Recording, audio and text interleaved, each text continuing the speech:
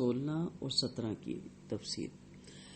اعوذ باللہ من الشیطان الرجیم، بسم اللہ الرحمن الرحیم۔ الذین یقولون ربنا اننا آمنا واغفر لنا ذنوبنا وقنا عذاب النار۔ یہ وہ لوگ ہیں جو کہتے ہیں اپنے رب سے، اے ہمارے رب، بے شک ہم ایمان لائے، بس بخش دے ہمیں ہمارے گناہوں کو اور ہمیں بچا آگ کے عذاب سے۔ اللہ تعالیٰ نے اپنے متقی بندوں کے اوصاف بیان کیے کہ وہ کہتے ہیں اے پروردگار، ہم تجھ پر اور تیری کتاب پر اور تیرے رسول پر ایمان لائے۔ ایمان کے بارے میں بارہا بات ہوتی ہے کہ ایمان صرف زبان سے چند کلمات کہنے کا نام نہیں ہے۔ اگر ہم بلکہ الحمدللہ مسلمان ہوتے ہوئے اگر ہم اللہ کے ذکر سے، نبی کی اطاعت سے دور ہیں، قرآن و سنت کے مطابق زندگیاں گزارنے سے محروم ہیں، اور افسوس کا مقام ہے کہ ایک مسلمان کو، کلمہ گو کو، جو کہ مسلمان کے گھر پیدا ہوا ہے، ساری زندگی یہ سمجھانے میں لگ جائے کہ مشکل کشا، حاجت روا، داتا، غوث، غنی، شیخ، مرشد، پیر صرف اللہ کی ذات ہے، تو افسوس ہے پھر ایسے مسلمان پہ۔ کیا ایسا مسلمان یہ کہہ سکتا ہے کہ اننا آمنا، کہ بے شک ہم ایمان لائے؟ ایمان کس چیز کا نام ہے؟ اللہ تعالیٰ کی تمام باتوں کی تصدیق کرنے کا، نہ کہ پسند کی باتیں تصدیق کی اور جو آباء و اجداد کی اندھی تقلید میں ہم تک پہنچ گئی اس کی ہم نے تردید کرنی ہے۔ آباء و اجداد کی جو تقلید ہے، کلادہ اس کا روٹ ہے۔ بیٹا ان سے کو گرم پانی مجھے دے دیا کرے، میرا بہت میں ڈسٹرب ہوتی ہوں کلاس کے دوران گلے کی وجہ سے۔ تقلید کا جو روٹ ہے وہ کلادہ ہے۔ کلادہ جانور کی گلے میں وہ رسی ہے جسے ڈال کے اس کو چلایا جاتا ہے۔ تو اندھی تقلید اور آباء و اجداد کی جو تقلید ہے نا، کہ ہمارے والد، ہمارے پردادا یہ کرتے چلے آئے، ہمارے میں یہی ہوتا ہے۔ جبکہ نا دیکھیں، یہ جو آپ کر رہے ہیں اس کا قرآن و سنت سے کوئی تعلق نہیں، چاہے وہ کسی کے گھر ماتم پہ کہیں یا کسی کے گھر شادی پہ کہیں یا بچے کی پیدائش پہ کہیں یا کسی بھی مواقع پہ کہیں، انگیجمنٹ میں کہیں، تو وہ کیا کہتے ہیں؟ ہمارے میں یہی ہوتا ہے۔ ٹھیک ہے، تو اب جب آپ میں یہ ہوتا ہے تو پھر اللہ اور رسول کی تعلیمات میں کیا ہوتا ہے؟ تو اس لیے یہ کوئی مختصر سی آیتیں نہیں ہیں، بار بار کا ربنا، اے ہمارے رب، اننا، بے شک آمنا، ہم ایمان لائے، بار بار کتنا ہم کا صیغہ ہے۔ پہلے تو ربنا، اے ہمارے رب، یعنی رب کو مانا کیا میرا پالنے والا رب ہی ہے، میرا داتا، میرا غوث، میرا سخی، میرا مشکل کشا، کیا میں نے رب ہی کو بنایا؟ اور پھر بے شک میں تحقیق کر رہے کہ بے شک ہم ایمان لائے ہیں۔ تو اس لیے یہاں پہ اللہ تعالیٰ اپنے متقی کی جو اوصاف بیان کر رہے ہیں، اور آگے والی آیت آپ دیکھیں گے 5 صفات بیان کی جائے گی، لیکن پیچھے جب ہم پلٹتے ہیں ان صفات کا بھی کوئی فائدہ نہیں ہوگا اگر آپ کا ایمان نامکمل ہے اور آپ اللہ کے ساتھ کسی کو بھی، چاہے شرک اکبر ہے، چاہے شرک اصغر ہے، چاہے آپ کا نفس شریک ہے، کیونکہ سب سے زیادہ جس الہ کی پوجا کی جاتی ہے، خدا مانا جاتا ہے، وہ کیا ہے؟ آپ کا خواہش نفس، کہ میں اس معاشرے میں انفٹ نہ لگوں، مس فٹ نہ لگوں، میں اس معاشرے کے حساب سے چلوں، سوسائٹی کے حساب سے چلوں، گریڈ کے حساب سے چلوں، آج کے دور کے مطابق، آج کے تقاضوں کو پورے کرتے ہوئے میں چلوں، تو آپ نے سب سے زیادہ اپنے آپ کو شریک ٹھہرایا، نعوذ باللہ، اللہ کے احکامات کے مقابلے میں، اللہ کی ذات کے مقابلے میں۔ کیونکہ اللہ کے احکامات کے مقابلے میں کھڑا ہونا دوسری صورت میں، نعوذ باللہ، اللہ اور اس کے نبی کی ذات کے مقابلے میں کھڑا ہونا، کہ آپ نے جو کچھ نازل کیا، جو کچھ میرے نبی پہ اترا، جو کچھ قرآن پہ آیا، ٹھیک ہے، صحیح ہے، لیکن میری عقل اس کو ایکسپٹ نہیں کرتی، میرا مائنڈ اس کو اپیل نہیں کرتا، اور میں اپنے مطابق زندگی گزاروں گی۔ کیونکہ آپ نے قول سے تو نہیں کہا، آپ نے تو بلکہ فعل سے کر کے دکھایا کہ یا اللہ میں تیرے اور تیرے نبی کے خلاف چلوں گی، نعوذ باللہ۔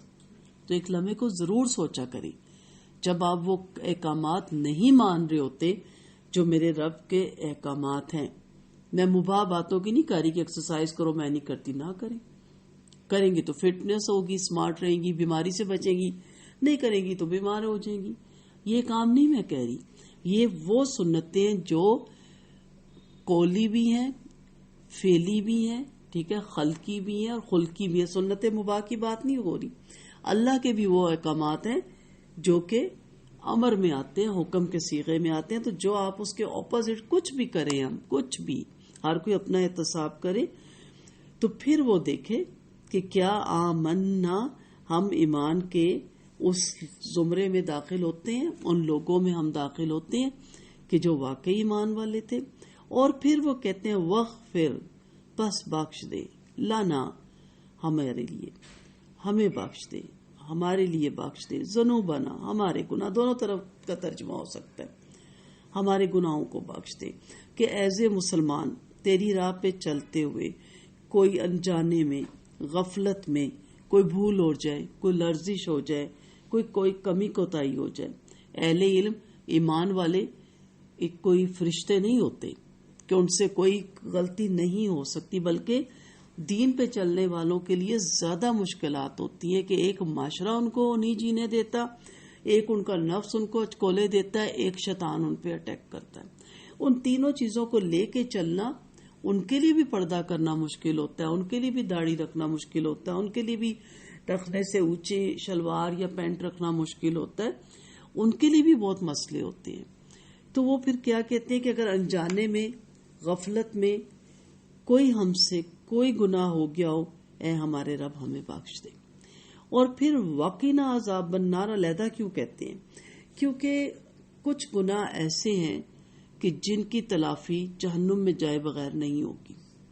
اور اس کے بعد پھر بڑی لمبی تفصیل آگے پاروں میں آئے گی قرآن کی آیتوں میں کہ پھر اللہ تعالیٰ ان کو ان کے ایمان کی وجہ سے، توحید کی وجہ سے جہنم سے نکال دیں گے اور جنت میں داخل کریں گے، سوائے کس کے کہ جو مشرک ہے۔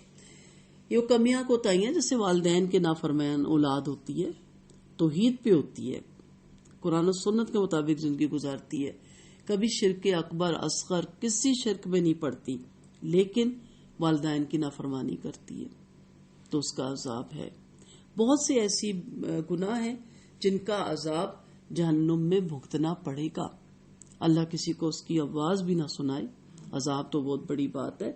تو پھر انہیں احساس ہوتا ہے کہ کہیں کسی جگہ زندگی میں ہم نے کوئی کمی کر دی ہوگی، ہمیں ان لوگوں میں نہ کہیں اللہ کر دے جن کو کچھ عرصے، کچھ لمحے یا کچھ دن جہنم کے عذاب کو سہنا پڑے گا، اور پھر ان کی تلافی ہوگی، پھر کسی کی نبی کی شفاعت یا کسی کی شفاعت یا ان کا کوئی عمل یا توحید کو سامنے رکھتے ہوئے ان کو نکالا جائے گا۔ 14واں پارہ اسی سے شروع ہو رہا ہے، ربما یود الذین مسلم یود الذین، سوری میں آیت بھول گئی ہوں، تو وہیں سے اس کا سٹارٹ ہو رہا ہے کہ اس وقت یود الذین کافروا، کہ کافر اس وقت چاہیں گے کاش ہم مسلمان ہوتے۔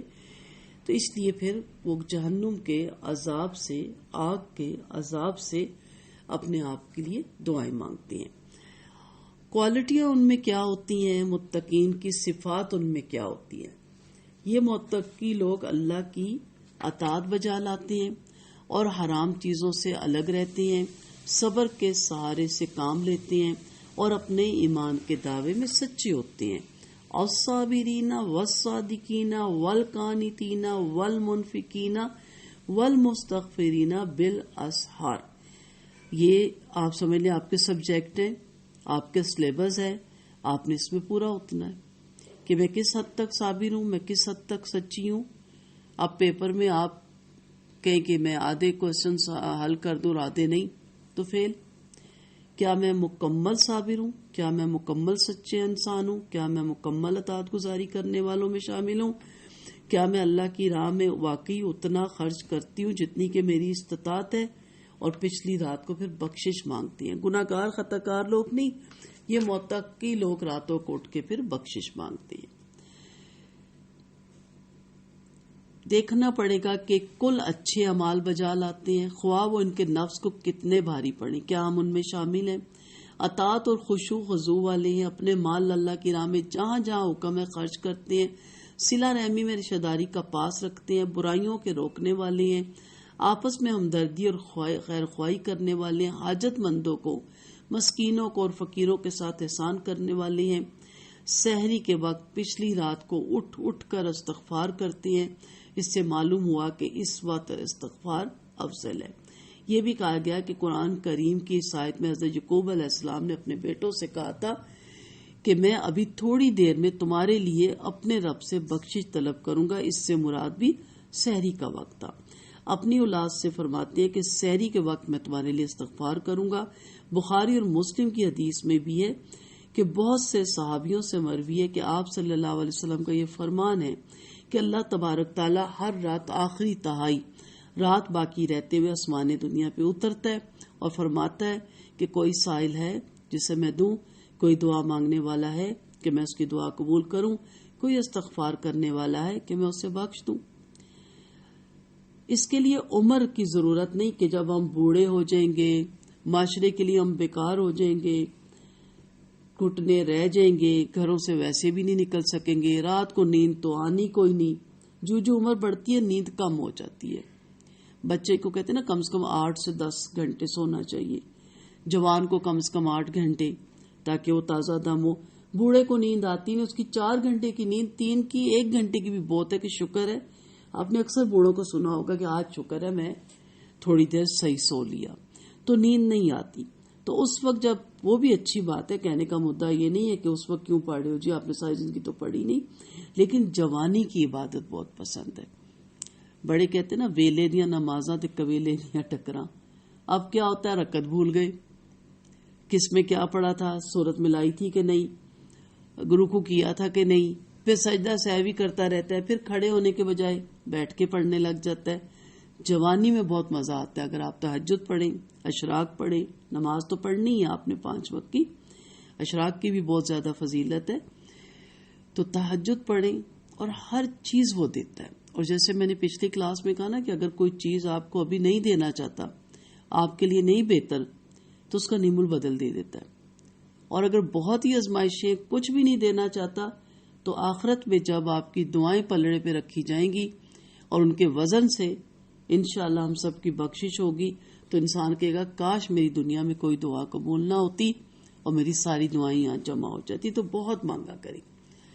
بخاری مسلم میں حضرت عائشہ رضی اللہ عنہا سے مروی ہے کہ آپ صلی اللہ علیہ وسلم نے اول رات، درمیانی اور آخری رات میں وتر پڑھے ہیں۔ سب سے آخری وقت آپ صلی اللہ علیہ وسلم کے وتر پڑھنے کا سحری تک تھا۔ حضرت عبداللہ بن عمر رضی اللہ عنہ اور رات کو تہجد پڑھتے رہتے اور اپنے غلام حضرت نافع سے پوچھتے کیا سحر ہوگی؟ جب وہ کہتا ہاں تو آپ صبح صادق کے نکلنے کی دعا یا استغفار میں مشغول رہتے۔ حضرت حاتب رحمۃ اللہ علیہ فرماتے ہیں سحری کے وقت میں نے سنا کہ کوئی شخص مسجد کے کسی گوشے میں کہہ رہا تھا، اے اللہ تو نے مجھے حکم کیا، میں بجا لایا، یہ سحری کا وقت تھا، مجھے بخش دے۔ میں نے دیکھا تو حضرت عبداللہ بن مسعود رضی اللہ عنہ تھے۔ حضرت انس بن مالک رضی اللہ عنہ فرماتے ہیں کہ ہمیں حکم کیا جاتا تھا کہ ہم جب تہجد کی نماز پڑھیں تو سحری کے وقت 70 مرتبہ استغفار کریں، اللہ سے بخشش کی دعا مانگیں۔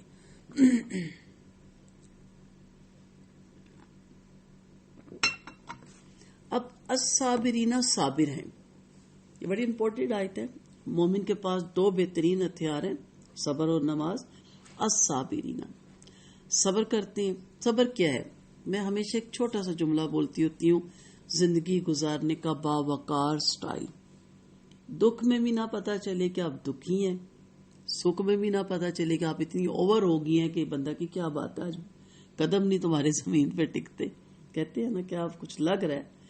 ہمیشہ پروقار رہیں، اپنے معاملے اپنے رب سے رکھیں، روئیں رب کے آگے، روئیں، گڑ گڑائیں، ترلے ڈالیں، وہی تو ایک جگہ ہے رونے کی، کسی کے سامنے نہ روئیں، کسی کے سامنے ترلے نہ ڈالیں، اس رب کے سامنے رو، خوشی ہے سجدہ کریں، شکر کے نفل پڑھیں، شکرانے کے نفل پڑھیں، اس کی راہ میں صدقات دیں، اس کے آگے اظہار کریں جس رب نے دیا ہے۔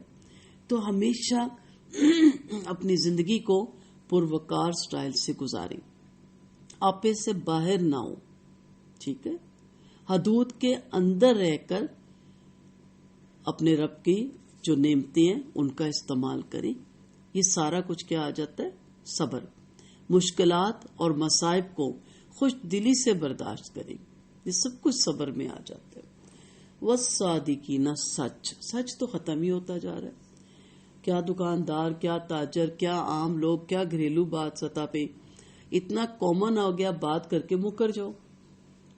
اب دوسرا شرمندہ ہو رہا ہے, بھی آپ نے کہا تھا, کہتی میں نے کب کہا تھا, میرے پہ ایسے الزام لگا رہے ہو, سامنے مکرو. اب تو کہنا ہی کی ضرورت ہی نہیں رہتی کہ اس نے کہا تھا, پتہ ہے مکر جائیں گے. آپ سوچیں کہ صحابہ کرام کہتے تھے پہلی چیز جو ہمارے اندر سے ختم ہوئی وہ یہی تھا کہ جھوٹ نہیں بولنا. وہ کہتے ہیں ہمیں معلوم ہی نہیں تھا کہ جھوٹ کیسے بولا جاتا ہے. اور سچ کی تو بہت فضیلت ہے. حضرت عبداللہ بن مسعود سے مروی ہے کہ آپ صلی اللہ علیہ وسلم نے فرمایا, بندہ سچ بولتا رہتا ہے اور سچ بولنے کا قصد کرتا ہے یہاں تک کہ اس کو اللہ کے ہاں صادق لکھ دیا جاتا ہے. صادق کون ہے؟ وہ جو قول میں بھی سچا ہو, اور صدیق وہ ہے جو اقوال اور اعمال اور ہر حال میں سچا ہو. یاد رکھیے گا, حدیث ہے کہ جو بھی آپ میں سے یہ چاہتا ہے کہ رب میرے ساتھ رہے تو اس کو چاہیے کہ وہ سچ بولے, کیونکہ قرآن میں بھی آتا ہے اور حدیث میں بھی آتا ہے کہ اللہ سچوں کے ساتھ ہے. آپ سچ بول دیں, کوئی نہ مانے, کوئی نہ ایکسپٹ کرے, آپ کی انسلٹ ہو جائے. ہم جھوٹ اسی لیے بولتے ہیں نا کہ ہماری وقتی طور پہ سبکی نہ ہو. یقین کریں جب جھوٹ کھولتا ہے نا, جھوٹ کے پاؤں نہیں ہوتے, چلتا ہی چلا جاتا ہے, اڑتا چلا جاتا ہے. اور جب کھلتا ہے تو وہ جو انسلٹ ہوتی ہے نا وہ ڈبل ہوتی ہے. ہم انسان ہے, خطا کے پتے, ہاں بھائی مجھ سے ہی غلطی ہوئی, ہاں یہ میں نے ہی کیا ہے. بچپن سے بچے کے اندر یہ چیز ڈالے کہ زندگی میں کبھی جھوٹ نہ بولنا, کیونکہ آپ صلی اللہ علیہ وسلم کا فرمان ہے جھوٹ رزق کو گھٹاتا ہے. یہی وجہ ہے کہ آج ہمارے پاس پیسہ ہونے کے باوجود اس میں برکتیں نہیں ہوتی. تو یہ یاد رکھیں, تھوڑا ہے زیادہ ہے, اگر آپ سچ بولیں گے تو اس میں انشاءاللہ بہت برکت ہوگی. اور پھر والقانتین, اطاعت گزار, ہمیشہ فرما برداری کرنی ہے, دائمی اطاعت, ہمیشہ کی اطاعت. وقتی اطاعت نہیں, نماز میں آپ اطاعت گزار, دوپٹہ لپیٹ لیا, بال چھپا لیے اور بڑے سلیقے سے کھڑے ہو گئے, کندھے ڈھانپ لیے جو عورتوں کو حکم ہے, باریک دوپٹے میں نماز نہیں پڑھنی, اور جیسے ہی سلام پھیرا اٹھا کے چادر ادھر, اور بالکل جب آپ کو باہر نکلنا ہے تو آپ بالکل اور اولیے میں نکلتی ہیں, جب اللہ کے سامنے کھڑی ہوتی ہیں اور اولیے میں کھڑی ہوتی ہیں. ایسا نہیں ہے. آپ فوتگی میں جاتی ہیں اور لباس اور اولیا, آپ شادیوں میں جاتی ہیں اور لباس اور اولیا. کیوں؟ ایک ہی لباس ہے مومنہ عورت کا جو سطر کو ڈھانپے, پردے کے اندر اس نے رہنا ہے. اچھا پہنے, ستھرا پہنے, خوبصورت پہنے. ماتم پہ یہ نہیں کہا ہوا میلا پہنے, کچیلا پہنے, کالا پہنے, وائٹ پہنے, اس میں بھی آپ اچھا پہن سکتے. لیکن اطاعت دونوں جگہوں پہ ہے, ایک جگہ پہ نہیں ہے. والمنفقین, خرچ کرتے ہیں, کوئی بھی چیز ہے, جو بھی چیز ہے, جیسے بھی خرچ کرنی ہے. آپ اپنے الفاظ بھی خرچ کر سکتے ہیں. آپ کے اچھے الفاظ کسی مردہ دل میں زندگی کی روح پھونک دیتا ہے, کسی کی رہنمائی کر دیتا ہے. آپ مورل سپورٹ بھی دے سکتے ہیں, کسی کو حوصلہ افزائی بھی کر سکتے ہیں, یہ بھی خرچ ہے. آپ کسی اندھے کو راستہ دکھا سکتے ہیں, کسی بہرے کو اشاروں سے بات سمجھا سکتے ہیں, اونچا بول کے بتا سکتے ہیں, کسی بھٹکے ہوئے کی رہنمائی کر سکتے ہیں. اس کے لیے تو پیسوں کی ضرورت نہیں ہے. باقی آپ مالی بھی خرچہ کریں, ہر طرح کا خرچہ کریں. پہلے سب سے بہترین صدقہ آپ کو پتہ ہے کیا ہے؟ معلوم ہے؟ بتائے کوئی کیا ہے؟ اسمائلی فیس سے ملنا. ہم ہنس کے بھی نہیں مل سکتے, مسکراہٹ سے بھی نہیں مل سکتے. تو کہتا ہے السلام علیکم, وعلیکم السلام. یہ کیا ہے بھائی, کیسے ہو, ٹھیک ہوں. یہ کیا ہے یہ سب؟ کیوں اتنے سڑے ہوئے, ہم کیوں اتنے جلے ہوئے؟ اسمائلی فیس سے ملے. کیا اس میں بھی پیسے چاہیے آپ کو؟ اس لیے کہ ہم کنجوس ہیں. ہم اسمائل میں بھی کنجوسی کرتے ہیں, اخلاق میں بھی کنجوسی کرتے ہیں, احترام میں بھی کنجوسی کرتے ہیں. تو طرح کرنے کی وجہ آپ نہیں کہہ سکتے, آپ چاہے وہ آپ کی میڈ ہے, چاہے وہ آپ کا ڈرائیور ہے, کوئی بھی ہے, چاہے وہ چھوٹا بچہ ہے, اس کو تو آتے جاتے ایک چپٹ لگا دینی ہے. خام خواہ بےچارا ہے, وہ کہتا ہے مجھے کیا تماشا بنایا ہوا کسی, کوئی میرا ہپ پہ لگا جاتا ہے, کوئی میرے سر پہ. میں کہتی ہوں کیا ڈرامہ بنایا ہوا, آپ بچوں کے سر پہ چلتے چلتے چپٹ کیوں لگا جاتے ہو؟ کبھی گال پہ لگاتے, کبھی کھینچ ہی دیتے ہیں گال بچے کی.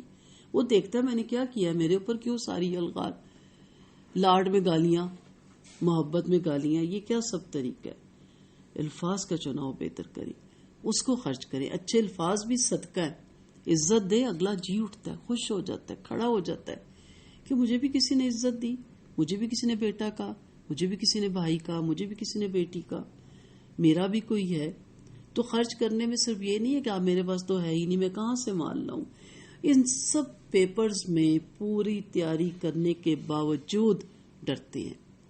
اعمال کو بجا لانے میں پھول نہیں جاتے، اوور نہیں ہو جاتے کہ میں تو اتنا دیتا ہوں، میرا تو اخلاق اتنا بہترین، میں تو ہمیشہ اطاعت گزار، میں تو بڑا صابر. یہ میں نہیں کرتے، روتے ہیں، استغفار کرتے ہیں، بخشش مانگتے ہیں، اللہ کے آگے گڑ گڑاتے ہیں کہ یا اللہ پتہ نہیں کتنی کمی کوتاہی ہو گئی، کتنے لوگ جو ہماری طرف دیکھ رہے تھے اور ہم ان کی ہیلپ نہیں کر سکے، کتنے لوگ ایسے ہیں جو کہ ان کو مورل سپورٹ دے کے، ان کو کوئی اچھی باتیں دے کے ہم ان کو اس مشکل سے نکال سکتے تھے.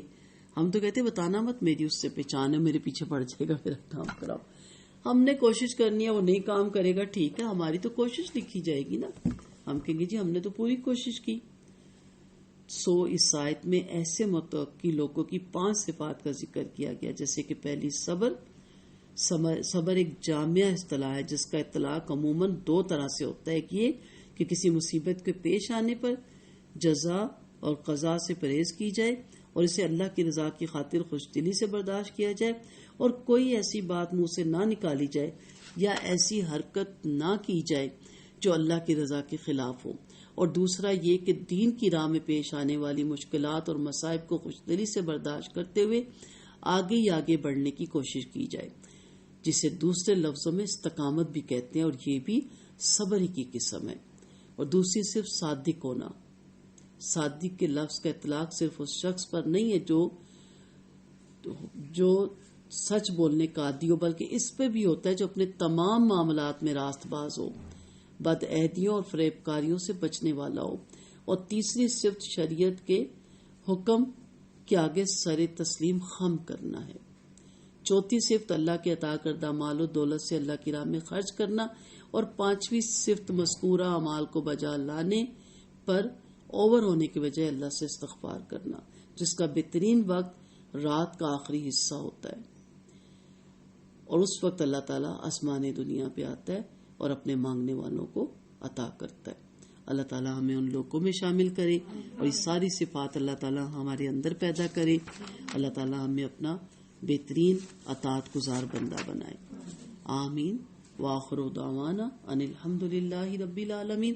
سبحانک اللہم و بحمدک، نشہد ان لا الہ الا انت، نستغفرک و نتوب الیک. السلام علیکم ورحمۃ اللہ وبرکاتہ. وعلیکم السلام ورحمۃ اللہ.